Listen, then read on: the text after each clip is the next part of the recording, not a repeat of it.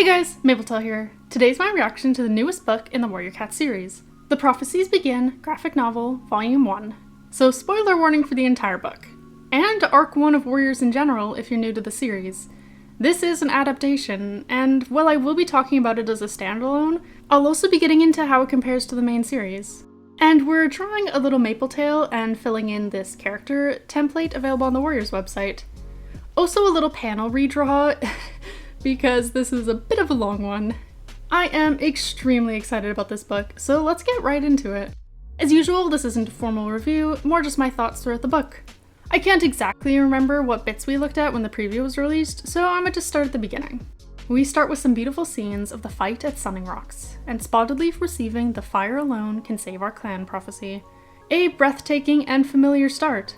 We then go to Rusty, who, after a dream, ventures into the woods. Or should I say, into the wild. I remember noting previously that we meet Princess here, and that Rusty already knows her. A pretty noticeable change from the novels. Rusty meets Greypaw in the woods. It's so cool to see these iconic scenes, and, well, actually see them, all drawn in beautiful art. I like that when Greypaw talks about the four clans, ThunderClan's visuals include a ginger and green-eyed cat with a heart on their chest, likely a reference to Rusty and his warrior name of Fireheart. One of my favorite early scenes is next. Bluestar offering Rusty the chance to join ThunderClan. We all know the choice he makes. They waste no time, with Lionheart and Whitestorm leading him to the camp. I always liked having a visual for the clan camps, as I kind of have a really hard time picturing exactly how they're laid out, especially with ThunderClan's camps for some reason. We see a ton of familiar faces here, and it's so nice that they actually are familiar. I've said it before, but the designs for the cats are so distinct and easily recognizable. I love it. Rusty earns his apprentice name of Firepaw after the confrontation with Longtail. Another scene that looks so cool in this book. Just after, Tigerclaw brings in the body of Redtail. Bluestar's devastation is plain to see. Her pain about hearing about Oakheart's death is also definitely there, for those of us who know her story, which was a really cool detail to include. When Bluestar says a new deputy will be chosen at Moon High, we get an ominous panel of Tigerclaw, another sign of what will come to pass. Lionheart is chosen. Tigerclaw masks his surprise by congratulating him. We meet the other apprentices next. Dustpaw is grieving the loss of his mentor, Sandpaw is a jerk to Firepaw, and Ravenpaw recovers from the battle. Classic. The next morning, we start with a tour of the territory, and the map we get looks awesome. Very cool to see. This is roughly where I think the first book preview ended. Exciting. We get a little training montage next, with Firepaw learning to hunt and taking his first catch to the elders. We then skip 2 moons ahead, which was a bit surprising, but I get it. We've got a lot to get to in this book if it's going all the way to the middle of Fire and Ice. I like that the passage of time was shown with these moon phase banners across the panels. Firepaw gathers some herbs for Spotted Leaf, and the two have their first proper introduction. We learn that Firepaw still doesn't have an official mentor. It must be coming real soon now. While I have read this book in the first arc as a whole a ton of times at this point, it has been a little while, and I've read so much Warrior Cats, like all the Warrior Cats, that I don't really remember the exact order of events. Next, Tigerclaw sends her apprentices out to hunt on different routes. In hindsight, the choices are interesting. He obviously chooses Snake Rocks for Ravenpaw for the danger of it, and Firepaw near Two Leg Place to see how he handles that. But I feel like Greypaw being sent to the stream is relevant to his future story too. Firepaw runs into Princess in his hunt. It goes a little bit different since in this retelling, the two already know each other and know that they are siblings. But I think it works just fine as a change.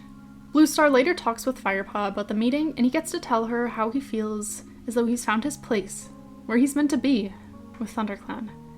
This scene I do remember seeing early, but it's just as beautiful every time. I didn't notice it at the start, but this graphic novel is split into parts, and part 2 is called Yellow Fang. I think that's a smart way to go about it, a way to split up the story into sections that go together, especially when each book is covering multiple novels. On a hunt, Firepaw is attacked by this part's namesake. Yellow Fang looks amazing, and the fight is really cool. Firepaw shows her kindness and catches her a rabbit after winning the fight, only to get caught by Bluestar and a whole patrol of warriors. They take Yellow Fang back to the camp, and Firepaw is assigned to her care for eating some of the rabbit, but is also chosen as Bluestar's apprentice. One of my favorite parts of the first arc, honestly. I just love those two. We get another montage, this time of Firepaw training with Bluestar, and him taking care of Yellowfang, switching back and forth each panel. The former have an orange vibe, but are also clearly happening in the present, while the latter are completely blue-toned to indicate separate past memories. I really like the contrast. A neat way to go about it. Bluestar speaks about how Yellowfang wasn't always so bad-tempered, and she thinks she could grow to like her. Am I imagining the slight blush on her face as she says that? Hello? Either way, she tells Firepaw that he gets to attend tonight's gathering. The gathering has some great scenes. The art style really shines here, with Firepaw walking around listening to stories. The page being illustrated slightly differently to show that. This includes Ravenpaw's story of the Battle of Sunning Rocks, a story that doesn't quite fit with Tigerclaw's telling of it. He quickly shuts his apprentice up, but Firepaw hears enough to know that something is up. The leaders speak next. It was really cool to see Broken Star, and especially Crooked Star, one of my favorite cats. He definitely has a crooked jaw here, but I still would have liked to see a bit more. It's mostly just a tooth sticking out. This was supposed to be like a pretty severe injury, one that massively affected his life. Let's see it! Anyways, Broken Star reveals that he's driven out WindClan to expand his hunting grounds, and still demands the other clans let him hunt on their territories too. He also warns them of Yellowfang, hinting that she's murdered kits in the past. Lies, of course, but Firepaw rushes home to find out before the rest of the clan can chase her out. He trusts Yellowfang, but I can't help but feel like we're missing a little bit too much to inspire that trust. I wish we'd gotten at least one more interaction of these two warming up to each other instead of just the silent montage and him telling her he was going to the gathering, because that was kind of it. That relationship is so important to the story, and something I prefer not to be rushed to have its full effect. Back to the story, Bluestar allows Yellowfang to stay in spite of Broken Star's warning. She also decides to speak with StarClan, asking Firepaw, Greypaw, Ravenpaw, and Tigerclaw to go with her. That night, Firepaw receives his first, more obvious, prophetic dream. I love how dreams are depicted in the book, with vibrant and contrasting colors. He dreams of a battle, possibly when WindClan was driven out, based on the black and white cat here who could be Tallstar. But this also could be a future battle. I honestly don't remember. The journey to the Moonstone was so pretty with all the different landscapes. And I loved getting a visual for Mothermouth and the Moonstone itself. The Moonstone is stunning in this book, rounder and smaller than I imagined, but definitely has the intended effect when the moonlight hits it. It's too much for Tigerclaw, but Firepaw sits with Bluestar while she dreams. Her and Firepaw's relationship is definitely something this book gets right so far. You can really feel the bond that I loved so much in the novels. Bluestar rushes our cats home upon waking. They run into Ravenpaw's future husband, friend, Barley, and he warns them away from dogs, but unfortunately into rats. This book does battles so well. I love that they aren't afraid to show a bit of blood and gore. Bluestar is overwhelmed by waves of rats, and no one is able to get to her, until Barley reappears, lending her a paw and pulling up a struggling Ravenpaw by the scruff. Now that definitely is a blush on both of their faces. From exertion, probably. Either way, so cute. Bluestar loses a life to the rats, though. Firepaw tending to her wounds. He definitely could have been a medicine cat in another life. Tigerclaw asks in fake concern how many lives Bluestar has now lost. She tells him 5. Those of us familiar with his story will recognize the lie. The dramatic way that it's said here could also clue you in. The cats make it back to ThunderClan just in time to witness a vicious attack from ShadowClan. Firepaw rushes to the nursery, but Yellowfang is already there defending Frostfur's young and adorable kits. The battle ends, but not without the loss of Lionheart. Greypaw's grief is palpable when he sees the body of his mentor. The scene is done so well. It's heartbreaking, as it should be. Tigerclaw is made deputy in his place. The greatest mistake Bluestar will ever make. Or at least top 3. Ravenpaw's horror is clear, and we get a little scene of him just for us readers, referencing what really happened at the Battle of Sunning Rocks between Redtail and Tigerclaw. Tigerclaw starts spreading rumors that Ravenpaw told ShadowClan when to attack, which is obviously ridiculous. Firepaw tries to talk to his friend about it, but disaster strikes. Frostfur's kits have disappeared, along with Yellowfang, and Spotted Leaf is found dead. Firepaw is devastated, but if I felt like Firepaw and Yellowfang's relationship had been a bit rushed, then you can imagine how I'm feeling about him and Spotted Leaf. They had one meeting on page. There is no way he should be this upset about her death, with what has been shown.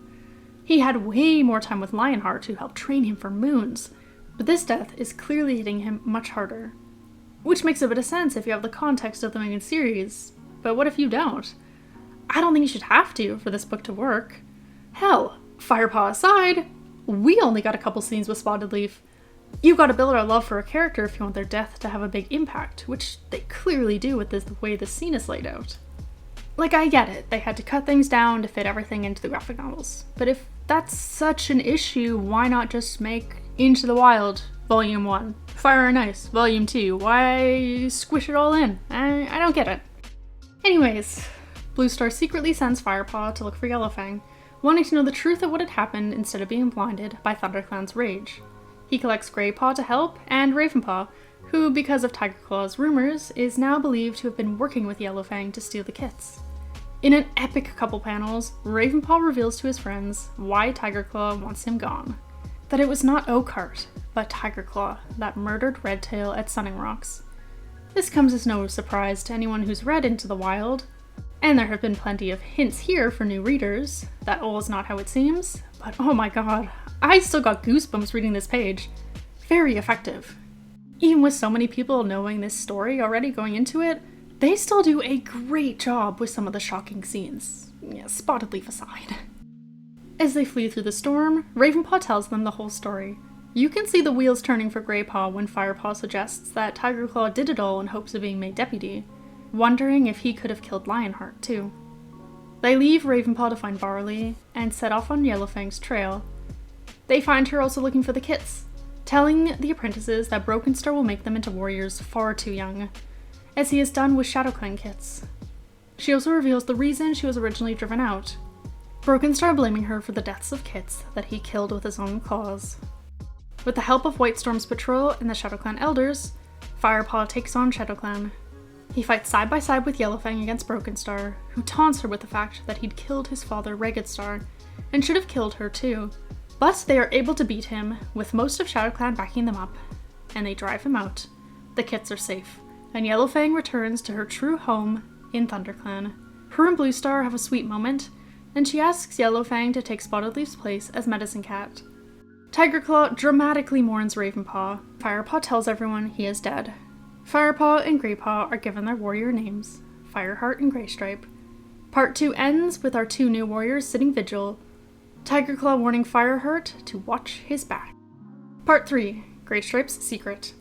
We started at a gathering. Things are returning to normal, but to truly get there, WindClan must return. Fireheart dreams of Spotted Leaf that night, hearing the prophecy that started this book. In the morning, Firestar and Greystripe are sent to look for WindClan. I spotted a leopard fur on WindClan territory. I'd know that spotted pelt from a mile away. They find WindClan quickly and convince them to come home even faster. They rest at the barn, and we see Ravenpaw looking much happier and healthier. WindClan makes it home in like a couple pages. A little fast. I missed the Morning Flower and Gorse Kit scene especially. And Fireheart and Greystripe make it home too, telling Bluestar the good news and the bad. That they've been chased out of RiverClan when taking a shortcut. This scene is so funny. I can't even be mad they skipped it, because the panel of just text saying the good news going right into our soggy little guys cracked me up. And with that, our warriors become mentors. Poor Sandpaw and Dustpaw, are they still apprentices themselves? Greystripe training Brackenpaw, and Fireheart getting Cinderpaw. I love the expressions of the cats during the ceremony. You can really see how they're all feeling, and you get an insight into all their personalities. It was great to see them training their new apprentices. Some really cute moments. It's gonna make what happens to Cinderpaw even more painful. During hunting, Greystripe falls into an icy river, being saved by the beautiful silver stream. I adore her design here. Greystripe certainly seems to, too. While Greystripe is sneaking off to you-know-where, Sandpaw seems to have warmed up to Fireheart, as the two share prey. I've always been a big fan of those two, so I'm excited to be getting into their relationship. Speaking of, the two go looking for herbs, and it is lovely. They're able to talk and play around, and I'm so here for it. They're interrupted by one Whisker, asking for help as RiverClan and ShadowClan attack WindClan. ThunderClan comes to their aid. The battle is hard fought, and we get a few familiar details here. Greystripe stops Fireheart from hurting Silverstream because of his feelings for her, and Tigerclaw ignores Fireheart's cries for help as Leopardfur attacks him. But at the end of it all, the battle is won. The book ends nearly a year after it began. We're left with Tigerclaw suspecting Fireheart knows what he did, but Fireheart confident in his own abilities as a warrior, with his clan by his side. The final panel is so pretty, a wonderful way to leave off. Thanks for watching!